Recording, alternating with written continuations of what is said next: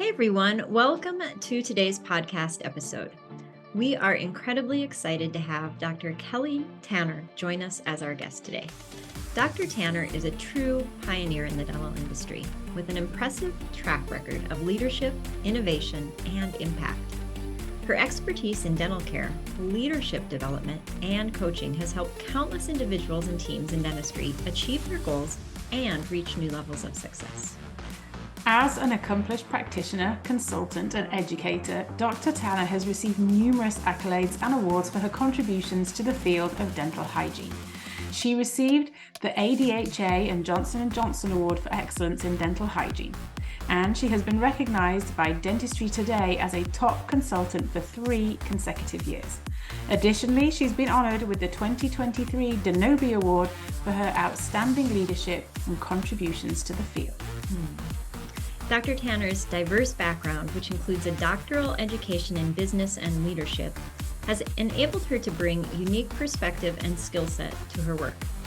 Her passion for empowering dental professionals to excel in their practice and elevate patient care is truly inspiring. We are thrilled to have her share her insights and experiences today. So without further ado, let's welcome Dr. Kelly Tanner to the show. Hey everyone, welcome to today's Mint Door podcast episode. We are thrilled to have you join us as we explore 2 simple yet very powerful questions with our special guest, Dr. Kelly Tanner.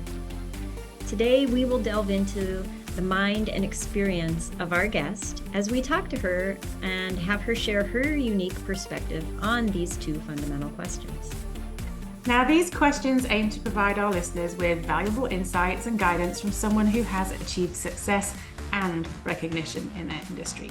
Whether you're just starting in your career or you're a seasoned member of the dental industry, we're sure Dr. Tanner's perspectives and advice will undoubtedly provide valuable insights and inspiration. Yeah, so please sit back and relax. Get ready to gain valuable perspective as we dive into these 2 simple but wonderful questions with Dr. Kelly Tanner. Dr. Tanner, welcome to the Mint Door podcast. We're so happy to have you here. It is an honor to be here with you all and just a part of this community. Thank you so much. Yeah, awesome. Cool. So our first question goes around the topic that we wear a mask a lot of the time as a professional, particularly as a professional woman. And we wondered, what insecurities have you hidden behind your professional mask? That's a big question. It is, and I think it's a cord that runs through all of us, isn't it? And I think so many people, what I'm getting ready to share with you is something that we all experience. And it is the experience of not feeling like I know enough to proceed on with what I want to do, not having enough, that perfection, getting out of my own way. So I feel like that it has, looking back, because you don't always feel like that's what you're going through at the time. You're like, what is stopping me? Why can I not go forward? What is this all about? Why am I creating these walls or boundaries for myself? But then in reflection, because that's, I think, where we learn the best and the most information is that reflection. When we look back and say, what actually happened there, is when I realized I thought that I didn't know enough. And it just seemed to thread through any major decision that I had ever made. But then I learned how to get out of my own way and taking the next step. So it's that. Just that is a big thing. Just that fear of failure, you know? Well, thank you for sharing that. And I feel, as you were saying that, I feel that in myself. And so I know that is, like you said, a common thread, and probably endemic upon all high achievers. But I'm curious, you've hidden that behind your mask. How has that shaped who you are and what you're about today? Well, I realized that And this is something, an exercise that I think that we can all do, and something that I speak to and I teach to when I consult or do executive coaching with folks, is that anything that we're afraid of, or we feel that we have failed at, or whatever, fill in the blank for you, whatever it is that you're scared of. I try to remember the last time that I felt that I failed at that. Not that I am a failure, but that I had failed at that. And then I think about what the real truth is, because sometimes the real truth and the truth we tell ourselves is so different. Because it's not true that I wasn't ready. That maybe the truth is that I needed to know a little bit more about one small thing.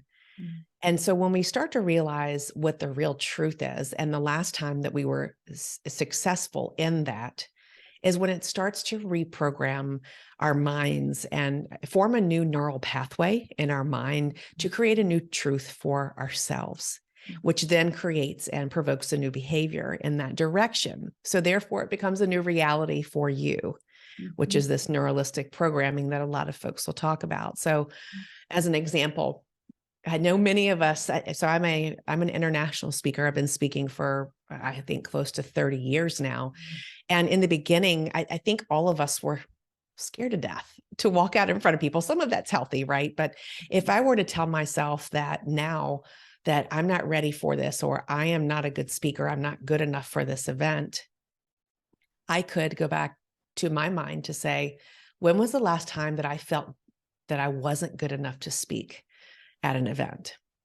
And so I would go back and say, okay, when really was that? Was it a year ago? Sometimes it's from childhood that we don't even realize where we're reaching back to, these limiting beliefs of ourselves and all of our pathways and these things, these agreements that we tell ourselves, that we come into agreement with about ourselves. And reaching back into that, it's probably one of the first times in speech class, in my 8:00 speech class at Old Dominion University, where I was nervous.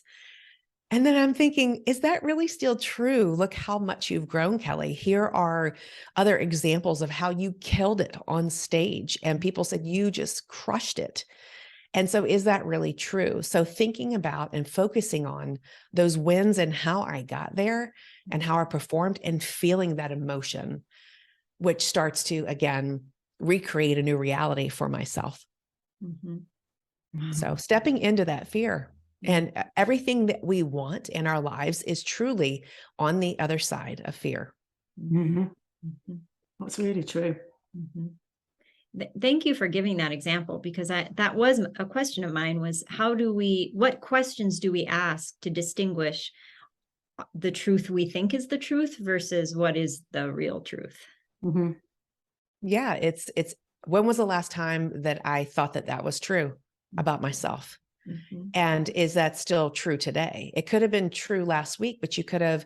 So in dentistry, as we are learning technical skills of how to hold mirrors and drills and polishers and technology, all of the things that we do, you had to learn, you had to grow. It's muscle memory. So anytime that we first held a mirror, it felt very different than the way that we hold it today. We were fearful of dropping it down someone's throat when we first held it, or that we were pulling too far back. But we've learned since then how we maneuver through that, how we do it gently, how we're confident in that. So it's that practice. It's knowing and getting that immediate self-feedback of, oh, okay, that is fine. The patient's saying it's fine.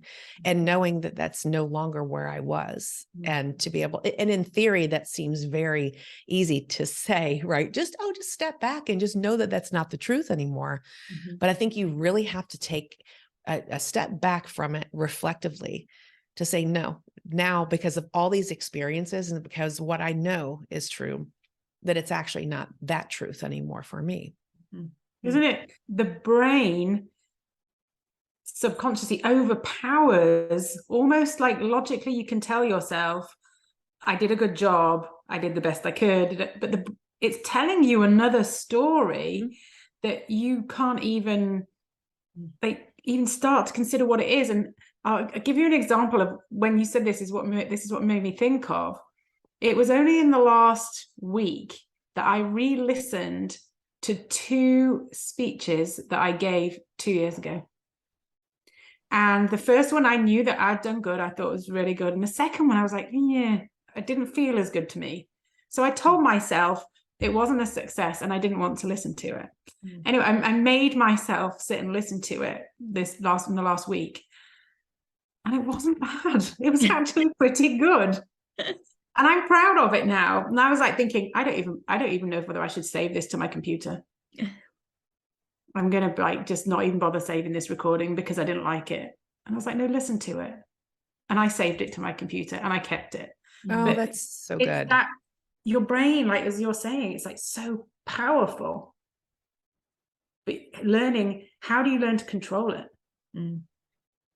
Right. And Karen, I could talk about this for almost 3 hours. Our subconscious bias and our logical brain, that thing that goes on fight or flight, it takes control over what we think that we know, because it's there to protect us. That's why it's there in the first place, for protection. And so it's trying to protect us from experiencing any kind of bad experience, the speaking, listening back to yourself. It's, I don't really want to take action on that. So whatever you think you can or you can't, like Henry Ford said, you're exactly right. And so that's why with meditation, through reflective journaling, all daily practices that I do with diligence, it helps me understand and step into that truth, and to be mindful when I'm being triggered, when I'm having a negative thought, to say, is this true? What can I do about this? It's I think sometimes too, again, we can have a whole other podcast on this. It's not, we get so hung up in the how we are going to do something, that it's really our job to figure out what it is that I'm going to go on stage and I'm going to speak. And then as I go through it, I'm going to figure this out because I've already done the work to prepare me. And then through this, you have to go through it to get to it. You have to go through it to even improve. So it's a necessary part of that process. I love that. And if you think back to, previous times, previous experiences, you got through, you did that. That's what got you to where you are. So if you want to get to where you're going, you have to get through this one too, right? Yes, it's this whole protective nature of our brain. It tries to protect us from failing, but really what we need to learn sometimes is failure. So we're caught in between of these 2 limiting beliefs of ourselves. It's like the ego and really what the reality is with the emotion of it. And so we truly have to step into that fear and know that failure is a strong possibility, but in that, what you've given yourself is you've given yourself the ability to show up for what you thought was the right thing to do. Because if you never go forward, if you never push forward and step into it, you're not really serving in your gifts. You're always held back.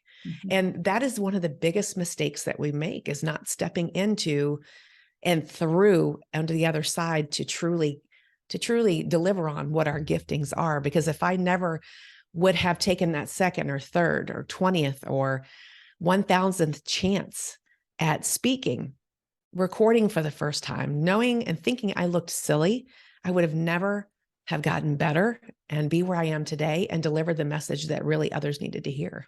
Giving your gifts. Yeah. I love that. Oh, thank you for sharing that perspective. I am going to remember that. And I know that you love talking about how technology can connect others through emotional intelligence. And so can you tell us a little bit about how that became a passion of yours and what that all means? Oh my gosh. Yes. Thank you for the question. Well, relationships in life is all about connection, isn't it? It's about relationships. And in dentistry, we are so fast paced some days, or sometimes for us, it's every day, that sometimes we miss the connection. And it's important to be intentional with the connection. And, again, a whole different segment about what connection is to me. But to answer your question, technology for sure helps us connect with the patient. Because if you think about just the ability to have 3D scanning available to us, if a picture is worth 1,000 words, Think about what a scan can be. It's video, it's time-lapse simulation. It can be a record of hope for the individual so they can see where they can go to and get to, how we can help them. And it's a different experience because now with technology, we can actually hear the patient's thoughts. We can hear them say for the first time things that they wouldn't have known how to verbalize to us. And it's, oh, I never know that before. I know you said that, but now I can see it for myself. So through that connection with technology, no matter if it's through AI, through radiographs, CBCT scanning, digital photos, all the things, right? All the things are up and coming. It is an opportunity for us to communicate with the patient because they can't make decisions on things that they don't know about. And so when we're communicating in a way that's worth 1,000 words, that's worth 1,000,000 words if it's video, then it gives the patient the opportunity to take action and to have that autonomy to understand what's next for them. And so with that, it leads into the connection, the patient, the team connection. And then with the emotional intelligence, again, it's relating to that patient with empathy, reading the room. There's different quadrants with emotional intelligence that we can all develop in those areas to improve, all of us, and to strengthen that connection with each other, with our patients, with our partners, with our children, with our neighbors. It's a ripple effect. That's beautiful. I mean, because that's, ultimately, if you drill down to why most people go into the healing arts, it's for that connection. To improve lives. Yep. And health. Yes, absolutely. And so if you're missing it, what other opportunities are available for us to connect at a higher level that are able to not just improve dental outcomes, but improve quality of life, total overall quality of life, health improvement throughout many more years about what's important for that patient.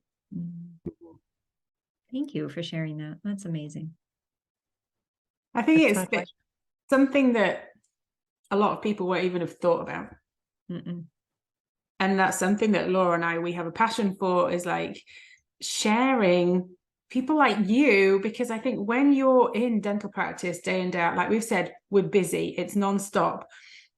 You've kind of got blinkers on that you don't see what else is out there. You don't have time to listen to, go to long in-depth meetings on various different things, but picking up an idea like that, maybe somebody's hearing it here for the first time. It's really intriguing. I think that's the exciting thing, is that we get to share incredible people like you with our audience. So thank you, Karen. Along those lines, like, we know that you have something that you can offer our audience, if they're listening today, something that they could maybe start that process. Oh, yes. Thank you for the question. If you all wanted to reach out to me on Next Level DH on Instagram, I'm there, also on Facebook as well. I also offer consulting, executive coaching one-on-one in groups.